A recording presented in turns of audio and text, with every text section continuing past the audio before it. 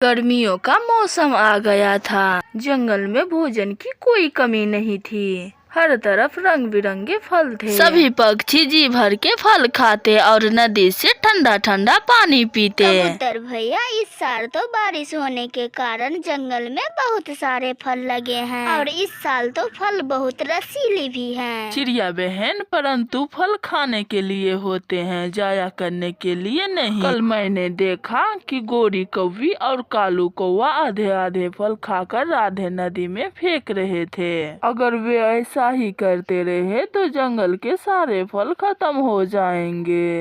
वे ऐसा बातें कर रहे थे कि कालू कौवा और गोरी कौवा पास वाली जामुन के पेड़ पर आकर बैठ जाती हैं। कालू, मुझे अपनी जवान का रंग जामुन जैसा करना है। मुझे ऐसा करना बहुत अच्छा लगता है। ऐसा कहते हुए गोरी जामुन का फल अपनी चोंच से तोड़ती है और उसका रस जबान पर लगा लगा कर बाकी का फल फेंक देती है। कालू जी, जरा देखे तो मेरे जवान का रंग अब कैसा लग रहा है। अभी थोड़ा कम रंग चढ़ा है, थोड़ा और रंग लगाओ अपने जबान पर। कबूतर भैया, आप ठीक ही बोल रहे थे। वे देखे सामने कैसे गोरी जामुन का फल तोड़ तोड़ कर फेंक रही हैं। हम उन्हें ऐसा नहीं करने देंगे।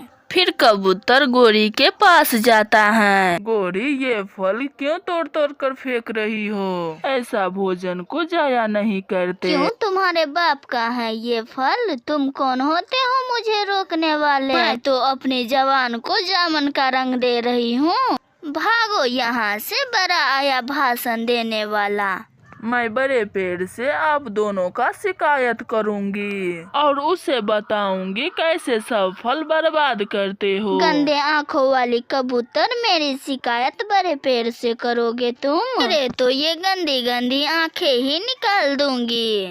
फिर चिड़िया भी वहाँ आ जाता है। ठीक ही तो कह रहा है कबूतर भैया, आप ऐसा फल क्यों जाया कर रहे हैं? छोटी चिड़िया, अगर अब कोई बात की तो चोंच तोड़ दूंगी तुम्हारी। मुझे तो अपनी जवान को ऐसा ही रंग देना है। अगर रोक सकते हो तो रोक लो। ऐसा कहते हुए गोरी फिर फल तोड़ने लग जाती है। चलो कबूतर भैया, बड़े पेड़ को जाकर बताते हैं। ऐसा कहते हुए चिड़िया और कबूतर चले जाते हैं। देखो कालू जी, अब कैसा लग रहे हैं मेरी जवान?